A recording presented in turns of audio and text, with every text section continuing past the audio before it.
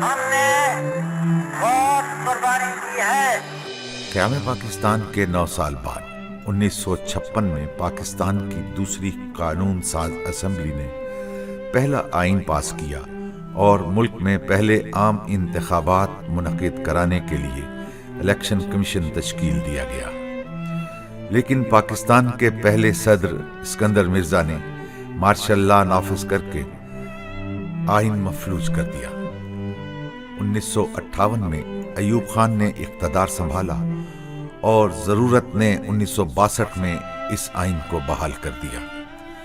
جس کے تحت قانون ساز اسمبلی تو قائم ہو گئی مگر آئین غیر مؤثر رہا۔ جنرل یحییٰ خان نے ایوب خان کو برطرف کر کے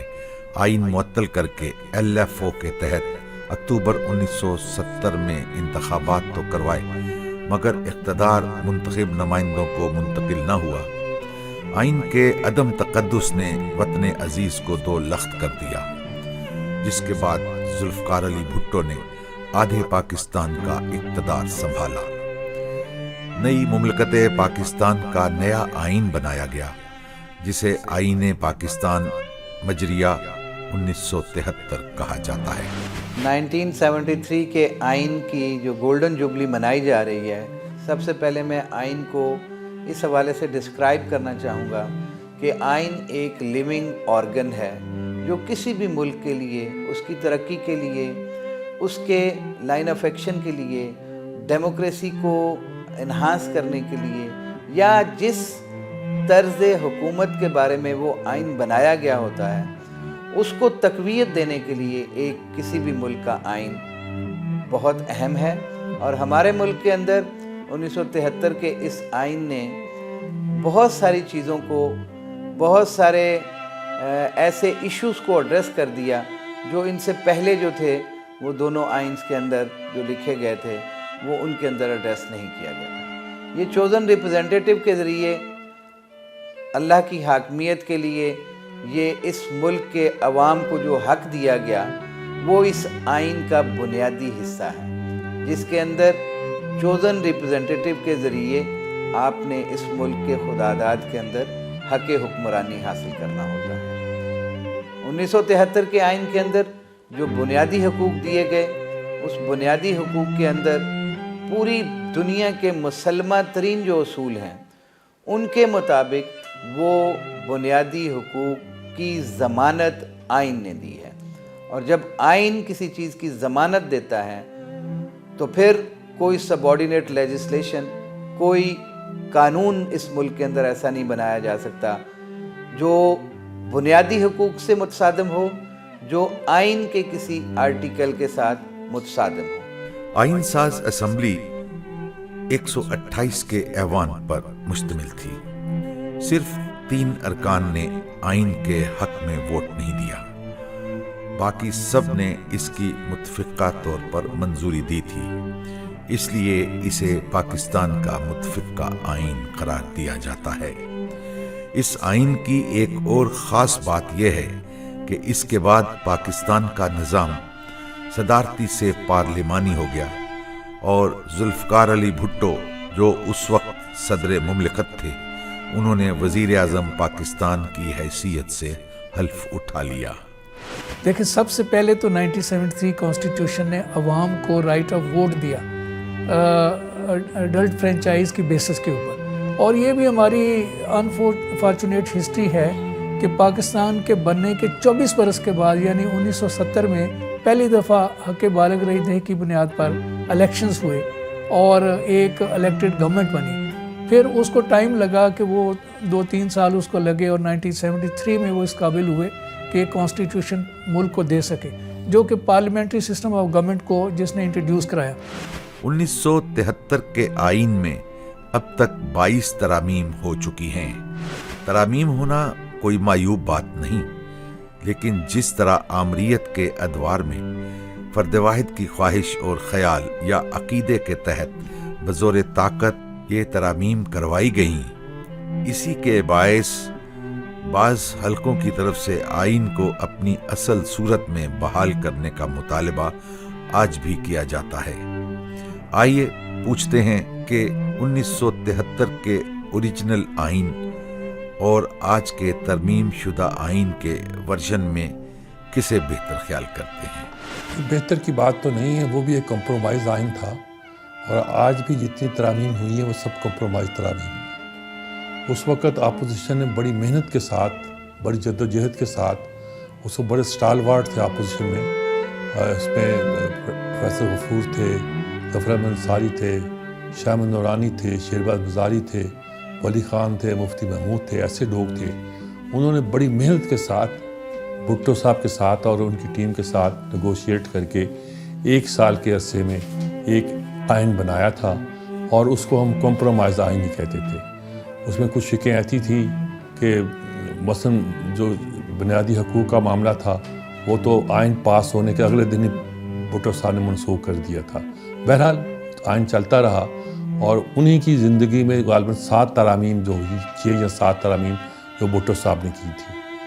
اور 8ویں ترمیم وہ تھی جو ضیاء الحق نے گویا ایک آئین کا ایک بالکل شکل بدل کر دوبارہ کر دی۔ اور اس کے بعد یہ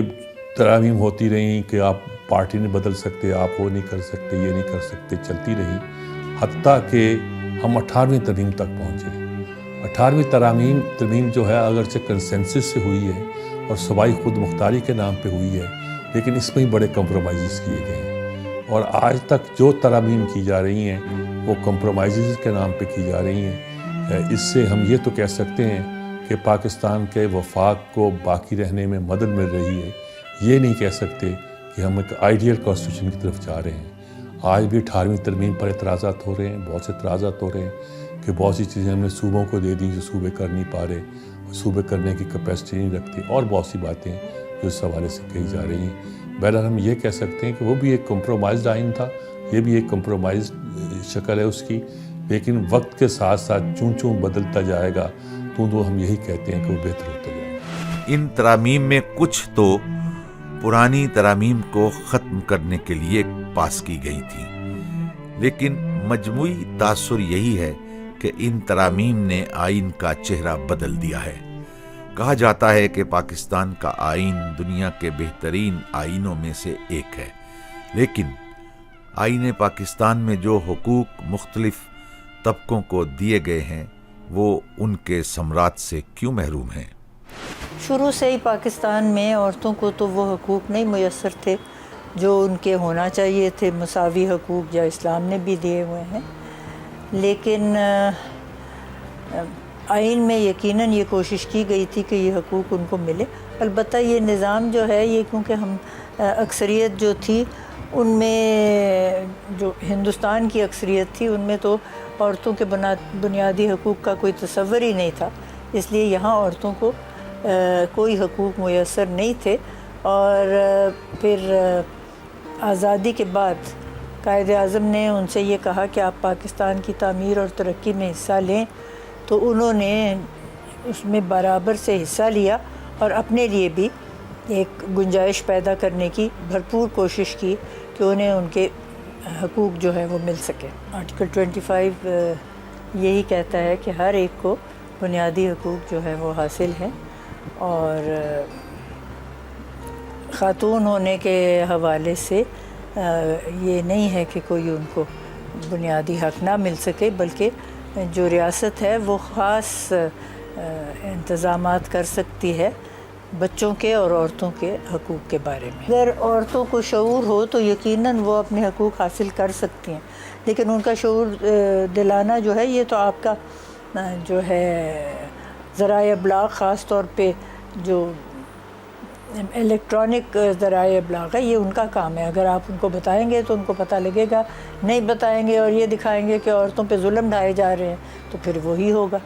کیونکہ اگر نہ کوئی ان کا اعتراف کرے تو سڑک پہ نکلنے سے ان کو کوئی روک تو سکتا نہیں۔ اور قائد اعظم نے تو کہا تھا کہ عورتوں کو چادر اور چار دیواری میں مقید کرنا نہ اس کا مذہب اجازت دیتا ہے اور نہ قانون۔ آئین عدولی یا آئین شکنی ریاست کو تباہی کی طرف لے جاتی ہے۔ مختصراً یہ کہ آئین ہی وہ سرچشمہ ہے جس سے کسی قوم کی خوشحالی اور ریاست کے استحکام کے سوتے پھوٹتے ہیں۔ مہذب اقوام کے لیے آئین مقدس صحیفے کا درجہ رکھتا ہے۔ आइन वो दस्तावेज है जो फर्द और रियासत के दरमियान हकूक और फ़राइज़ के ताल्लुक और हदूद को वाज़े करती है। बहुत सारे अदालती फैसले बहरहाल ऐसे आए हैं जिन्होंने इस हक के साथ जुड़ी हुई क्वालिफिकेशंस को हटाया है। मसलन ये आर्टिकल कहता है कि आप सर्टन मखसूस ज़ाब्ते के तहत, उसूल के तहत फ़लाँ नहीं कहेंगे, फ़लाँ नहीं कहेंगे, फ़लाँ नहीं कहेंगे, लेकिन आपको बाकी इसके अलावा सब कुछ बोलने का हक है। यानी जो अहम मौज़ूआत हैं अगर उन पर बात नहीं हो सकती, उनको एक्सक्लूड किया जाता है किसी भी हक़ इज़हार से, तो इसका मतलब है वो मुकम्मल तो नहीं है। तो लिहाजा आर्टिकल 19 की जो लैंग्वेज है, मैं समझता हूँ कि उसमें उस वक्त जो दस्तूर के फ्रेमर थे वो चूँकि उनका ताल्लुक़ और उनकी पर्दाख्त वो ज़्यादातर एक कॉलोनियलिज़म में हुई थी, यानी वो एक इस्तेमारी दौर के में पैदा होने वाले लोग थे, तो इसलिए वो आज़ादी इज़हार की अहमियत को पूरी तरह नहीं समझते थे। इसलिए उन्होंने आर्टिकल 19 की ज़बान वो रखी जो आज है, और इसकी वजह से कई पेचीदगियाँ पैदा हुई हैं। हम बहरहाल उम्मीद कर सकते हैं कि आइंदा आने वाले दिनों में शायद मौजूदा पार्लियामेंट तो ऐसा ना कर पाए, आइंदा आने वाली कोई पार्लियामेंट हो जो दस्तूर के इस आर्टिकल को दुरुस्त करे और हक़ आज़ादी हक़ इज़हार को या आज़ादी इज़हार को अनक्वालिफाइड कर दे। इसके साथ हमें ये बात जहन में रखनी चाहिए कि बुनियादी इंसानी हुकूक किसी दस्तूर के अनायत नहीं होते। बुनियादी इंसानी हुकूक जिनमें बोलना एक बुनियादी हक है, ये किसी दस्तूर की इनायत नहीं है, इंसान इनके साथ पैदा होता है। दस्तूर सिर्फ उनका एतराफ़ करते हुए उन्हें लिख देता है। आइन से रूगर्दानी, अनारकी और तवाइफुल मलूकी का पेशखैमा होती है। 10 अप्रैल 2023 आज हम पाकिस्तान के आइन की 50वीं सालगिरह मना रहे हैं। इस मौका की मुनासिबत से आईने पाकिस्तान के मशमूलात पर अमल दरामद करवाने की राह में पेश आने वाली रुकावटों को दूर करने के लिए ऐसी ताकतवर और बाइख्तियार कमेटी की तश्कील की ज़रूरत है जिसकी सिफारिशात पर अमल दरामद करवाया जा सके।